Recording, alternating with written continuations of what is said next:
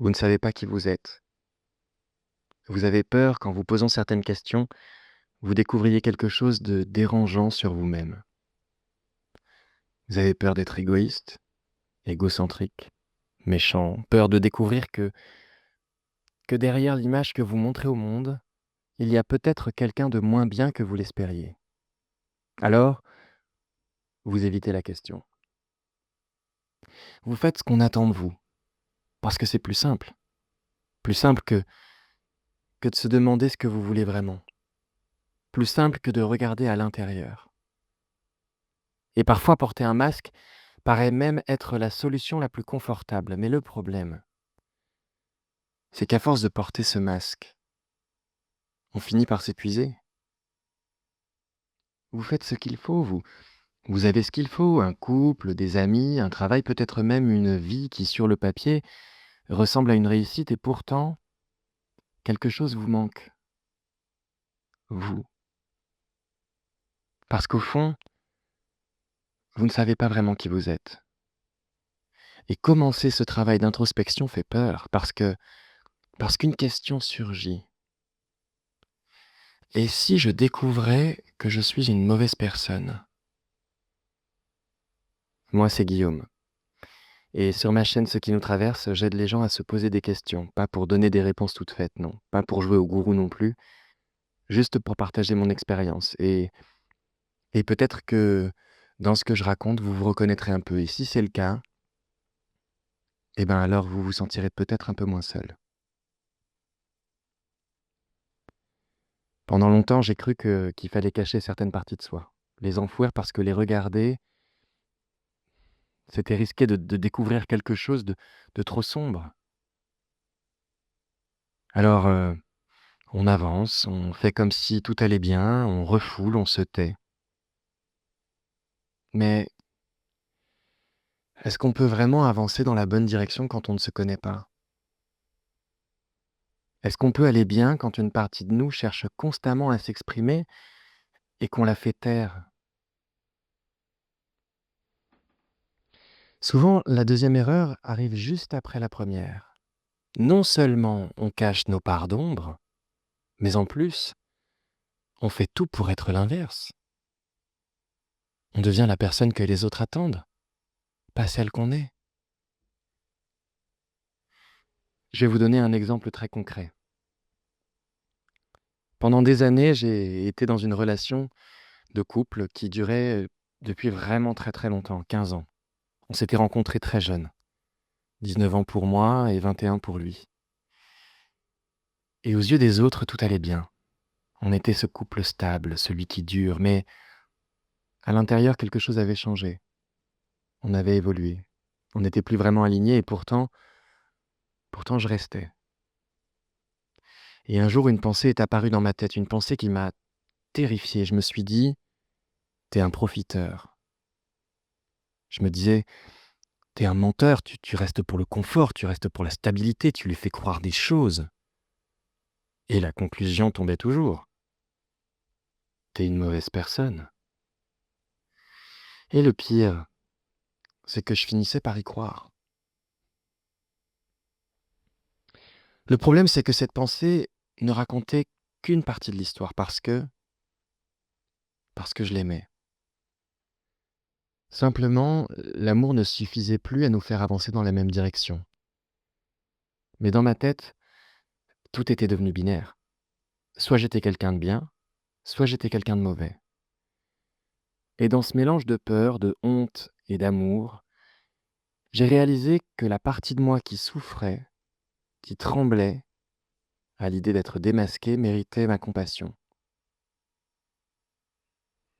Et il y avait aussi ce masque, parce qu'aux yeux des gens, nous étions un couple parfait. Et moi, je jouais ce rôle.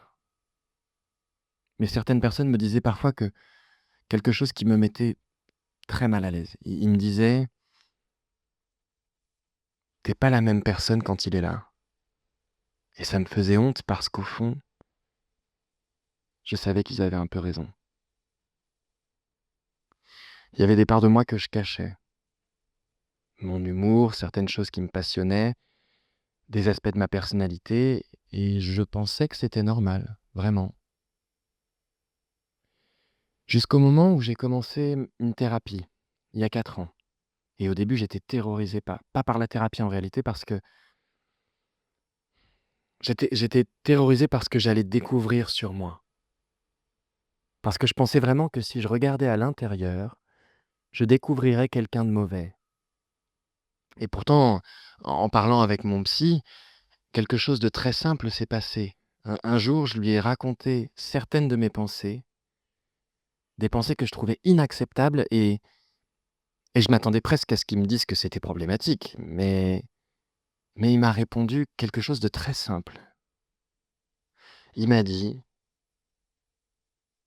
«C'est une part de vous, ce n'est pas vous». Et cette phrase a tout changé, parce que j'ai commencé à comprendre quelque chose de fondamental.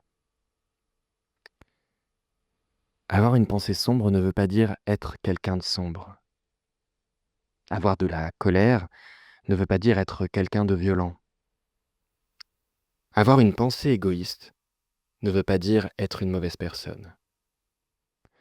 Ce sont juste des parts de nous. Et quand on les regarde en face, quand on les accepte, on peut enfin faire un choix conscient. Les laisser passer ou agir autrement. Mais avant ça, il faut faire, il faut arrêter de faire semblant qu'elles n'existent pas. Tout n'est pas blanc ou noir. Et pourtant, on a grandi dans un monde qui adore ces catégories, les gentils, les méchants, les bons comportements, les mauvais comportements, mais la réalité humaine est bien plus complexe que ça. Par exemple, je me souviens d'une pensée qui m'a fait vraiment peur. Après les attentats du 13 novembre. La Belle Équipe, c'était un endroit que je connaissais très bien, juste à côté de mon école de théâtre. J'étais en Italie, en tournée, dans un hôtel, et au début, je refusais de croire que c'était réel. Le choc me paralysait. Et par la suite, je ne me suis pas autorisé à être triste. Je l'étais, mais j'avais envie de crier, de hurler ma tristesse, mais c'était comme si j'en avais pas le droit. Et puis j'ai appris qu'une serveuse que je connaissais est décédée. Et là, la tristesse a débordé. Puis une pensée m'a traversé, une pensée qui m'a fait tellement honte. Je me suis demandé, est-ce que j'ai attendu de connaître quelqu'un pour m'autoriser à montrer ma tristesse et la vivre pleinement?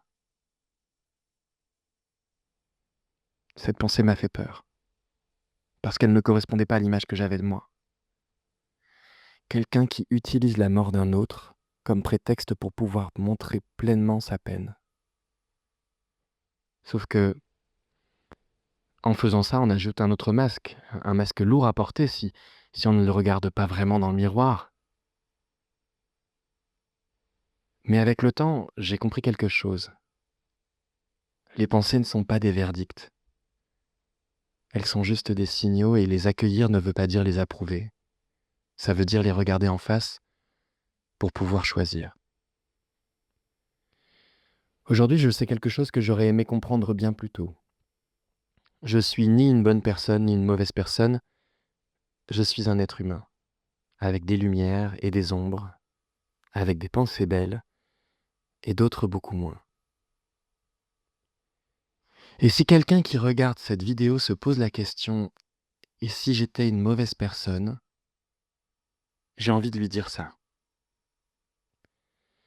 Si vous vous posez cette question, c'est peut-être simplement que vous êtes quelqu'un qui cherche à être aligné avec vos valeurs. Et ça, c'est déjà un bon début. Mais attention, comprendre ça avec la tête ne suffit pas. Il faut le ressentir, et pour ça, il faut parfois accepter de s'arrêter, de faire un peu de silence, d'écrire sur des cahiers, de méditer, ou simplement de se poser une simple question: qu'est-ce que je ressens aujourd'hui? Quelles sont mes pensées? Et d'y répondre sans filtre et sans jugement, sans tabou, parce que nos émotions ne sont pas nos ennemis, elles sont des messagères. Et ça, j'ai mis des années à comprendre. Mais j'ai compris une chose: mes pensées ne faisaient pas de moi une mauvaise personne. Elle faisait juste de moi un être humain. Alors, écoutons ce silence qui nous fait peur. Écoutons ces pensées que nous repoussons. Écoutons cette petite voix qui murmure ce qu'on n'ose pas dire tout haut. Peut-être qu'elle n'est pas là pour nous condamner.